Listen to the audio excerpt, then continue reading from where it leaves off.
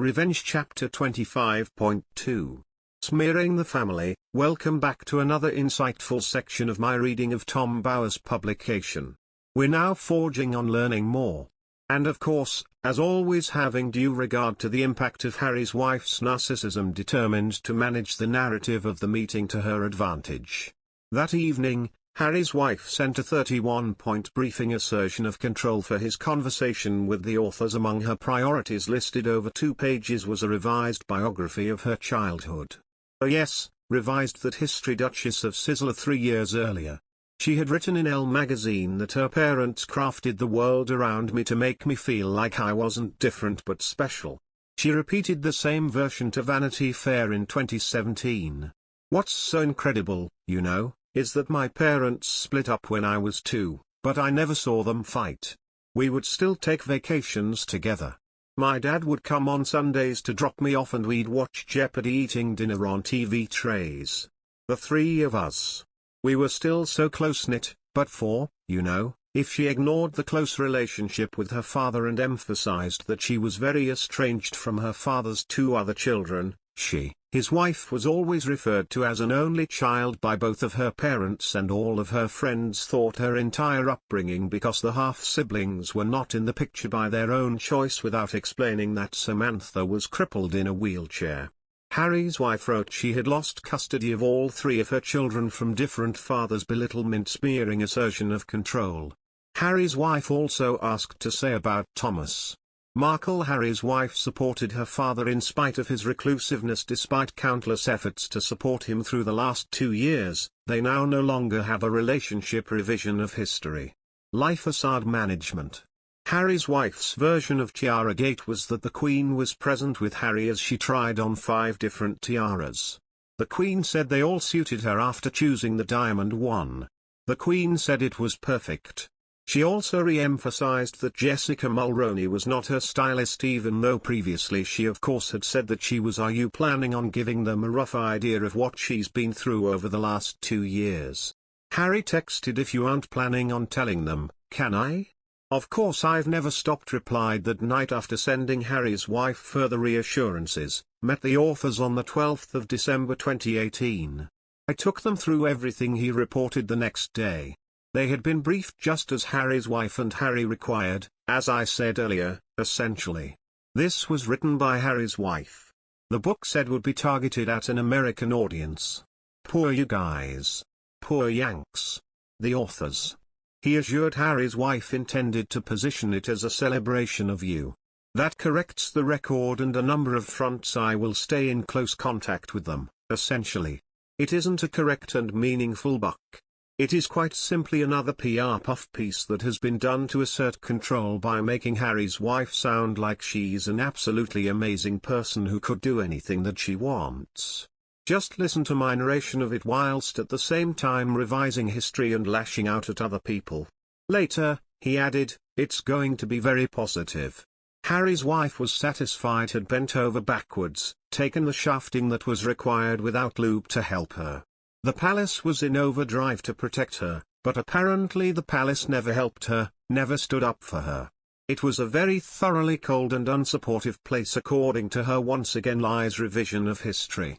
2 years later, Harry's wife would exhaustively claim that neither she nor Harry had cooperated with the authors to put out their version of events by means of the book lie in a signed legal statement.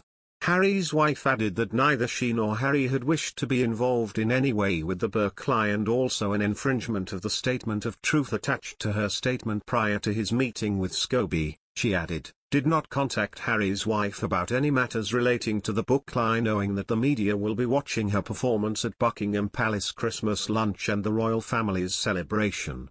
Harry's wife was crusaded to be on show with the Sandringham royal party on Christmas Day, smiling and apparently chatting. The Fab Four walked together the half-mile to St. Mary Magdalene Church to neutralize the damaging stories about bridesmaids and the move to Frogmore. Harry's wife agreed to join Harry for the Boxing Day shoot lunch over 5,000 miles away in Mexico. Thomas Markle was spending Christmas alone, grateful for the call from a British journalist.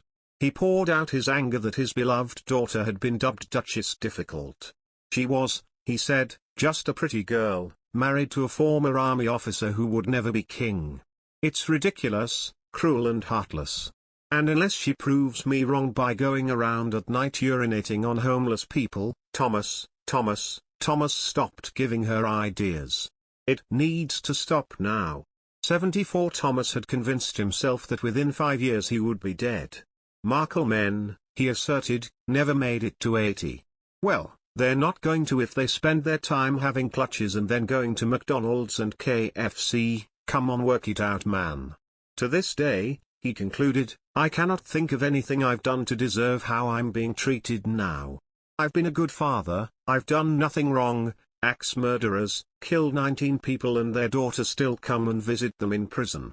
Now, it's like a dream that has turned into a nightmare. The royals and Harry's wife can help end it by simply giving me a call again.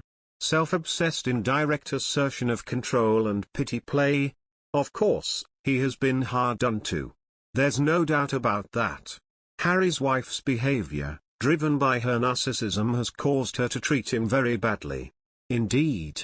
However, when he utilizes all of this, rather than suck it up and try and deal with it in alternative ways, as I've explained in parts past him, he has to bleed out the pity place to anybody who will listen, because just like his daughter, it has to be all about him. When he did all of those things for his daughter, he was creating a monster. In effect, what he was doing was creating a lack of control environment where she got whatever she wanted.